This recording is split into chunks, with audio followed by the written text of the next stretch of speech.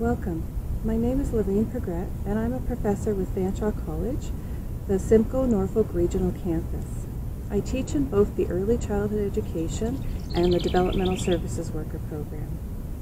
I've been involved with Self-Reg for about 5 years, and I can honestly say that it has helped me or supported me as a parent and as a professional as well.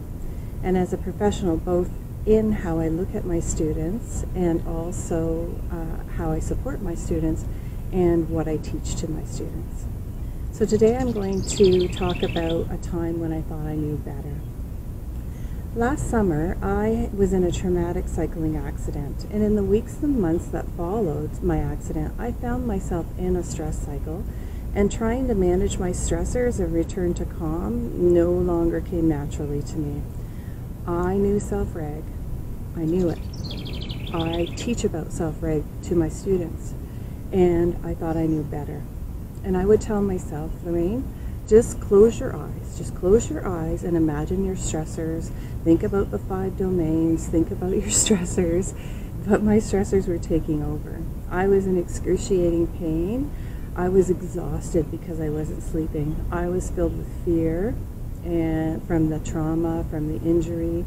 I replayed the trauma over and over in my head. I felt guilt because I couldn't really parent my kids.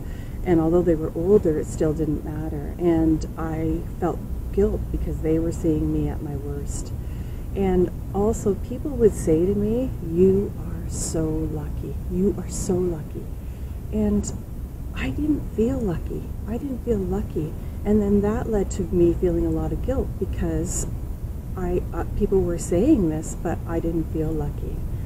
So I could see and feel my stressors, but my stressors inhibited my ability to think rationally and my ability to reduce my own stressors.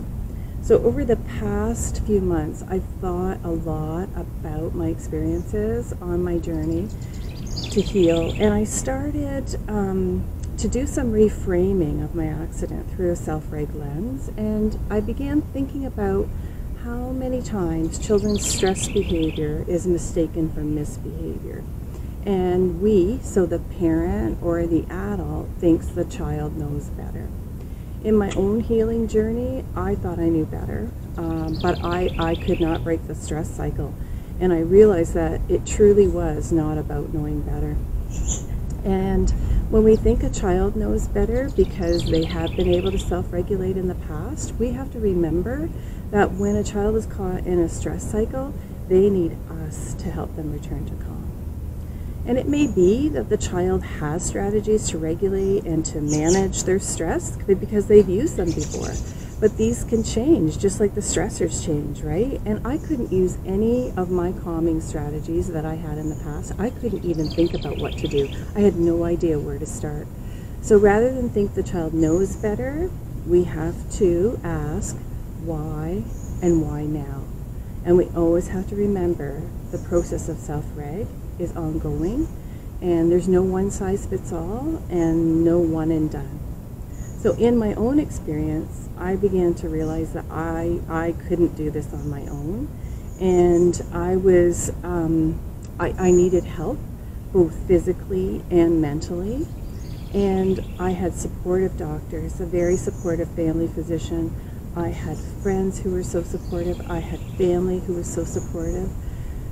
But I needed someone. I needed someone to co-regulate with because I could not regulate myself. So through co-regulation, I came to realize that what I really needed was the feeling of safety. My brain and my body were always in fight. My limbic alarm was always on because of my stressors. And in order for me to break my own stress cycle, I first needed to feel safe. And I thought about that a little bit too. For a time, I just wanted to be in the hospital. I just wanted to go back to the hospital. I wanted to stay there. And I think part of that was because I felt safe there. So if anything would go wrong, they could help me. So before a child can feel calm, before a child can start to manage their stressors or self-regulate, they have to feel safe. And that's part of our role. We have to help the child find or identify what feels safe to the child. And helping a child feel safe and helping them return to calm can happen through co-regulation.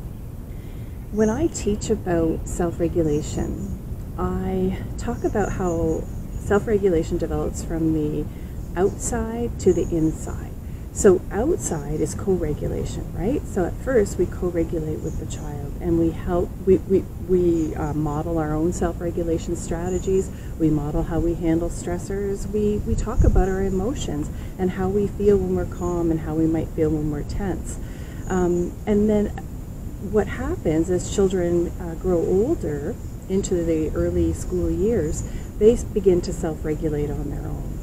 And then they start to figure out, you know, what am I feeling here? What does my body feel like when I'm low energy? Or what does my body feel like when I'm tense? And so I say that's the inside, right? Because it's inside of them. You know, their brain is starting to sort out the emotions, the feelings, and the things that are happening, where they feel safe, what kinds of things they need to calm. It doesn't happen overnight, and we can go back between co-regulation and self-regulation. Much like myself, I needed co-regulation. So it develops from the outside, so co-regulation, to the inside, where the child is capable of self-regulating. So in my own journey, when I was co-regulating, I was actually hearing what I already knew from another person. And I knew this, but I had to hear it from another person.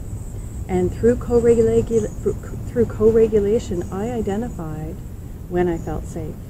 And I actually had a few strategies that I didn't even realize that I had that were providing me with that feeling of safety.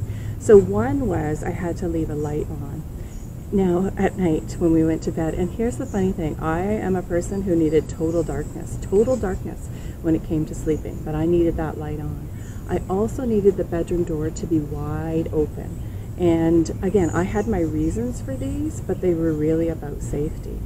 The other thing through co-regulating I discovered is that I was guarding my body. So my brain was still in fight, my body was in fight, and I was guarding it from any sort of injuries or protecting it from being hurt at all. The other thing that co-regulation helped me with was orienting myself in the environment so that I felt safe. So what kinds of things could I do, you know, when I went to a different environment or if I went outside, because I was very scared to do a lot of things outside of my comfort of my room, basically. And so co-regulation for me led to calm, and calm allowed me to really start to focus on what was going on in my body, the sensations, the feeling, the pain. Calm also helped me sort through some of my emotions and how these were related to the trauma I experienced. And I was then beginning to self-regulate again, so I could start to self-regulate a little bit more and more each day.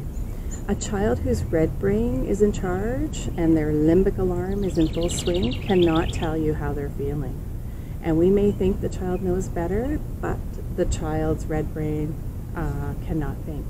And I think about, you know, when we say to a child, come on, you can do this, just relax, you've done this before, I know you have strategies, and you were so good at them, you know, you were able to do this. It reminds me of when people were telling me, you're so lucky, and it didn't feel good because I couldn't control my emotions, I couldn't control my stressors, and that was about the last thing that I just did, the last thing I needed to hear. So we want to help the child feel safe, because when the child feels safe, we're setting the stage to getting the child back to calm.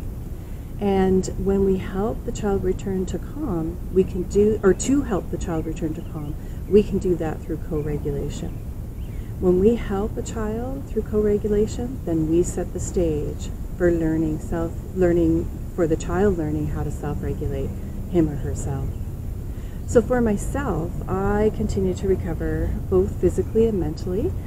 I am developing new strategies to help me reduce my stressors, and I find that my limbic brain kicks in a lot faster than it kicked in before, and I am still hypervigilant at times. But I'm better able to self-regulate, and I'm better able to get myself to a state of calm, and I'm much better than I was few months ago. And I do count my blessings, and I do think I am very lucky. So I would like to end this talk with a quote from Stuart Shanker. And this quote kind of sums up everything I was talking about. So helping children recognize and seek out those experiences that promote their feeling of safety is every bit as vital a component of self-reg as helping them identify and manage their stressors. Thank you. Enjoy the summer symposium, and let's talk self-reg again.